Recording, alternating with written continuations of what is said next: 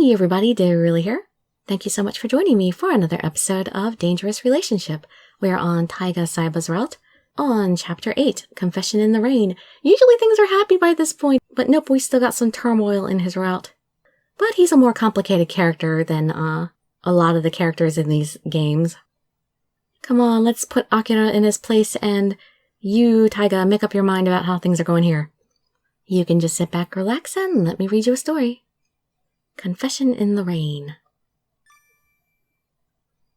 Kicking the door open with his foot, Taiga trampled out of the studio. Taiga, wait! When I went to chase, Akira yanked me back by the arm. You don't have to go. He'll be out of her life soon enough. I'm telling him I love Taiga. I love Taiga. I know, but in a while he'll be... I'll love him forever. I'm sorry. I'm happy to know that you like me, but I'm sorry. Right now, Taiga is all that matters to me. You're emotional right now. Once you come to your senses, you'll see. It'll never change. I'll always feel this way about him. Ugh. Having finally spoken the truth, it felt like a tremendous load had lifted off me. No matter how far he goes or how long he leaves, I'll wait for him. Only his empty and bleak stare looked back at me. I'm sorry. With a final bow, I turned to leave the studio. Forcing myself to stay calm in front of him, I walked quickly to the exit. Then, as soon as I was out of sight, I ran as fast as I could. I had to find Taiga. Taiga! Scrambling to each and every room, I went on a frantic hunt for him. I tried calling his phone, but it wouldn't connect. He might have gone outside already. Running back to the waiting room, I grabbed my things and rushed out with haste. It wasn't long until I found Taiga wandering outside the studio. Taiga! I screamed at his back, but no reaction other than a slight tremble. He continued walking. Taiga, wait! I hurried to his side and grabbed him by the arm. He didn't even look at me, but instead threw my arm away as if rejecting me. Taiga, listen! It's not what you think! Those words brought Taiga to a halt. It's not? The look he gave me was ice cold. What part? The part where he held you? The part where he rubbed your head? His voice oozed with contempt, making me shudder. I tried to stop him. He forced me to do it. You tell him the same thing about me? No! Taiga's gaze looked down at me with nothing short of disgust. Like I'm going to believe that. He sneered and snorted with scorn. Why did you lie to me? Lie? You said you were with Toyonaga today. Yep, like I said, came back to bite me. I called reception. They said he wasn't in today. Well, I thought it was weird, so I came in, and there Semba was written on the door. I couldn't believe it at first, so I went to the studio to see, and there you two were. His voice trailed off, as if too disgusted to go on. I was too ashamed to even speak, so I lowered my head. Doing so, I saw Taiga's hand shaking with fury.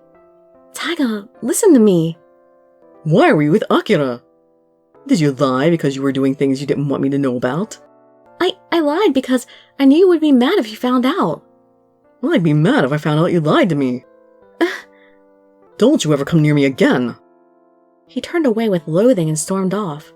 Taiga, I'll be there waiting for you. I screamed with all my heart at his back as he walked away from me. I'll wait at the cafe, no matter how long it takes. Here you go. The owner handed me a handkerchief. Thanks. When I had finally stopped crying, he poured me some hot milk and placed it on the table. Drink it, it'll warm you up. Thank you. One sip, and I already felt my thoughts unwinding. He watched me drink and sighed. I was the only customer left at the cafe. What happened? Get in a big fight with Taiga? Yeah. Nothing to worry about. He's got a rotten mouth, so I bet it happens all the time. It was my fault. It was my fault. I did something that hurt him. Oh? With a sigh, we glanced over at the clock. Hey, you've been here a while. Why don't you head home? I said I would wait for him here. He won't come. He's too stubborn.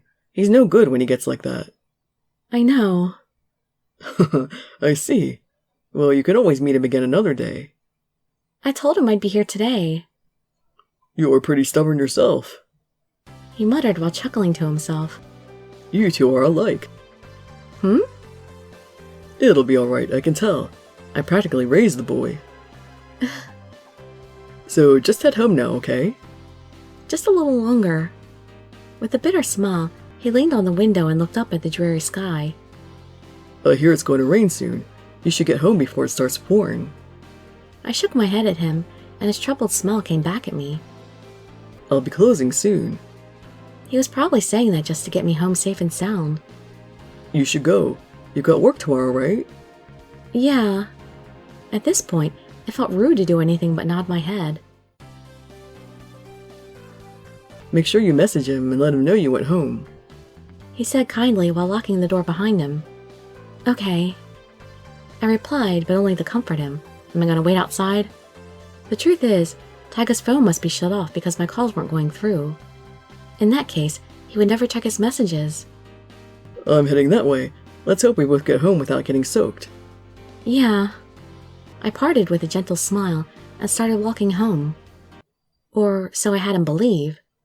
When he was out of sight, I turned back and went to the cafe again.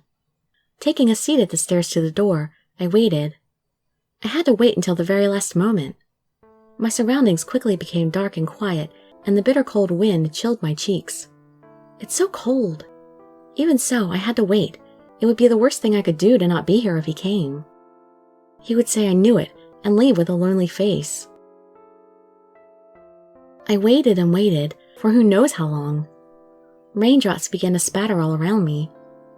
I hoped the owner got home before the rain. Looking at the time, the last train would soon be leaving for the night. I was out of time. Time to go home.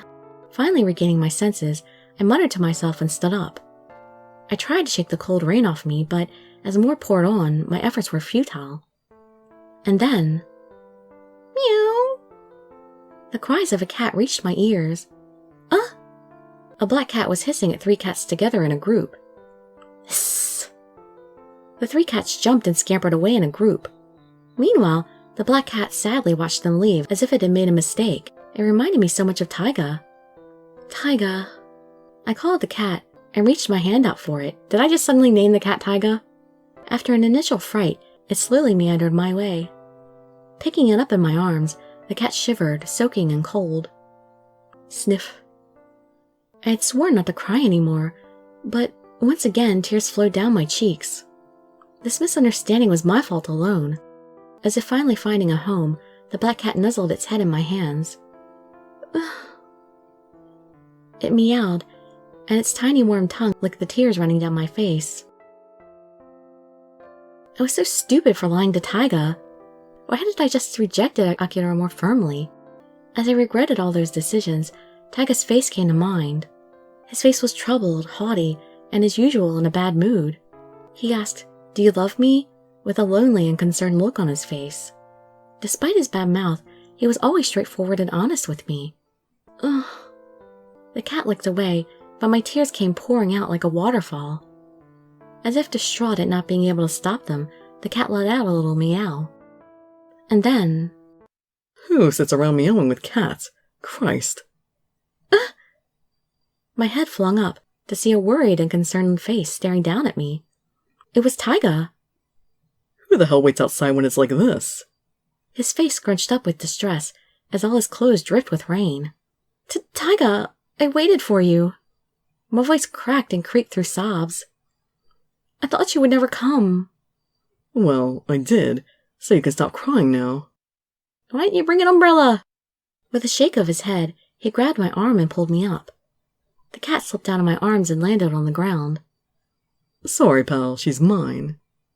Taiga firmly took me by the hand and led me away. His breathing was still hard and heavy, so I knew he had run here. Taiga, I'm so sorry. He simply nodded in response as I repeated those words over and over. Yet he said nothing. About what happened with Akira. Hearing that name made Taiga spin around and face me. Before I knew what was going on, he leaned in and kissed me. He's probably going to say, "Never say that name again." His wet and cold hands wrapped lovingly around my neck. And don't talk about any guys but me. Taiga broke away, showing me a pained and troubled face that made my heart quiver. Taiga! Damn it. He grumbled to no one in particular before leaning in to kiss me again. His cold lips pressed against mine were quickly warmed by my own. As soon as he stopped the kiss and moved away, I eagerly leapt towards him with a thump. What? That hurt. My emotions swelled up as he bashfully looked away. Don't leave me! Huh?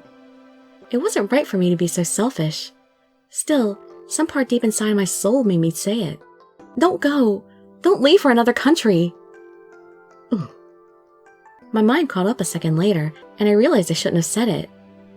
Sorry, I didn't mean... Taiga stepped back and looked at me while sighing. Who told you that, Akira?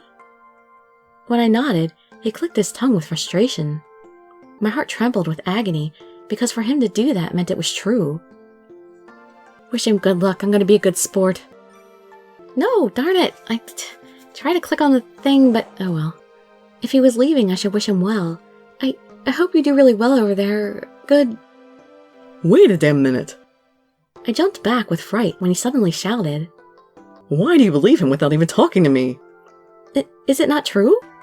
It's true, I'm going to Paris. So it was true all along. But only for a month. Huh? Though they wanted me to make a contract for longer. I'm just not ready for it yet. I told them maybe in a few years. First, I want to learn the language and stuff, so I told them no for now. Really? I was going to tell you today, but that jerk said it first, damn it. So that's why. He only comes here when there's a big change in his life. He wanted to come to the cafe today because he had something to tell me. For now, I'm just going there for the Paris Fashion Week. He explained in a shy, meek voice, as if trying to hide his excitement. That's wonderful! Congratulations, Taiga! Crying one second, laughing the other. Make up your mind, will you? A smile grew across his face. Oblivious to the cold pouring rain, we squeezed together for a loving embrace. After that, we went back to my room and talked about things. It was time to clear our worries and misunderstandings. While talking, Taiga seemed more reliable and manly than ever before. Sorry to keep you waiting in the rain. I had a lot to think about. Like what? You know me. I'm grouchy and mean, and not interesting to talk to. I thought maybe you would be happier with someone like Akira. Of course not! When I saw you at the studio, I thought you had betrayed me. It was just me being jealous, though. I could never say the things he does, and it's frustrating for me. What do you mean? Like, I love you, and I'll make you happy. You don't have to say, I know. I know that already. Yep, I know how you are. As if taken aback, Taiga twitched and turned his face away, all embarrassed. Well... Just when I was worried about all these things, Akira showed up. I wasn't sure if you... love me. You haven't said it in forever. That's a lie, I've said it. No, you haven't. When I thought about it, the only time I had was recently when he was sleeping in the cafe. But there have been times when he asked me if I love him, and I nod and stuff. That's enough, come on, it's still a response. When you kiss me like that, I can't actually say the words. I meekly nodded in agreement. Dirili, do you really love me? Seeing his desperate and pleading face, my emotions rose up inside of me. He was so clumsy in love, but I loved him regardless. I do, I love you. I love Taiga the most. His face went blank for a moment, as if being caught off guard. While he looked into my eyes, his cheeks turned more and more red. Then, as if putting it all behind him, an impish smile crept across his face. You've gotten pretty aggressive, haven't you? Huh? His hand pressed up against my soaked clothing. Hey, wait a second!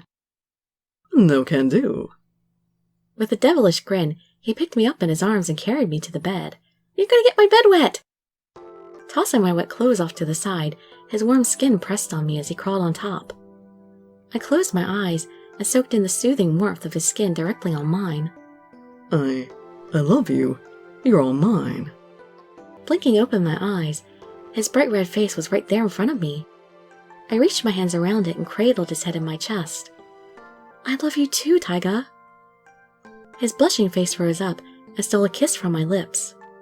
At the same time, his hand slid against my skin and gently teased my breasts. Ugh! His passionate kisses pleased my lips while he caressed my body with his hands. I couldn't peel my eyes away from his handsome and kindly face. Dirili. It made me feel dizzy just to see that face so close to me. His cold fingers moved in a pattern, stimulating my body. Lower and lower his lips went, until he licked my bosom. Taiga, I feel... You want more, right? Yeah, I want you. Surprised at my sincerity, his eyes flashed with wonder and delight. With a playful smile, he grabbed around my waist and pulled me closer.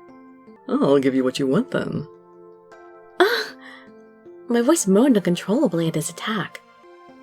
Dirili. His lustful eyes and lips seduced me, drawing my every thought to him. Everything became a haze in my mind as my senses were overwhelmed. All I could process was him saying my name over and over again. That alone filled me with extreme pleasure. Dirili. Tell me you love me. I love you. Dirili. His hair draped down and tickled my cheeks. His hair's not long enough for that. He gently stroked my hair and smiled. Cat. What cat? The cat at the cafe. Reminds me of you. Am I half asleep? Don't compare me with a cat. It pretended to be bold, but inside it was lonely. If it hadn't been there, I'd probably have given up on you. Taiga hummed thoughtfully, while continuing to stroke my hair. Don't go. Well, I'm not going anywhere. Taiga, don't leave me. I won't. Am I talking in my sleep? Taiga. I was relieved to see Taiga there when my eyes snapped open. He was still stroking my hair like he had been before I fell asleep. Morning. Morning. I had a dream where Taiga went somewhere far away, only to never return. You stay awake the whole time? Yeah, I saw you were having a nightmare or something. You were so loud I couldn't sleep, damn it. Sorry, you went somewhere far away in my dream. Well, I'm not going anywhere, so don't worry. Well, you are going to Paris for a month. But in a few years you might. Yeah, I guess. I'll be waiting for you to come back. Can't I go with him at that point? If you have that long to prepare. What are you talking about? You're coming too. I'm not leaving you here. There you go. Huh? Well, I couldn't just leave this perfect body of yours behind. He teased me while sucking on my lip. Is that all I am to you, a body? You're everything. His face took on a tender and kind expression. Your hair, your eyes, your smell. And here too. He said while pressing his ear against my chest. You're all mine. Taiga rested his head against me for so long that I began to hear him snore. Aww. Just like he did for me, I stayed awake and stroked his head, waiting until he woke, so that he wouldn't have to wake without being held in my arms. I waited patiently, watching his peaceful sleeping face. Oh, I love Taiga so much. That was so sweet of him to stay up and watch over me while I was having a nightmare. I totally want to watch over him and comfort him too and stuff. I want a guy like Taiga in real life. Oh well, anyway, I'll be reading the rest of this tomorrow. I can't finish it tonight. So I hope to see you there or in some of my other videos. And I'd be so grateful for any likes, comments, subscriptions, or shares with your friends to show some support. Thank you so much for joining me, and I wish you all health, happiness, and safety. Dirili signing out. Bye-bye, everybody.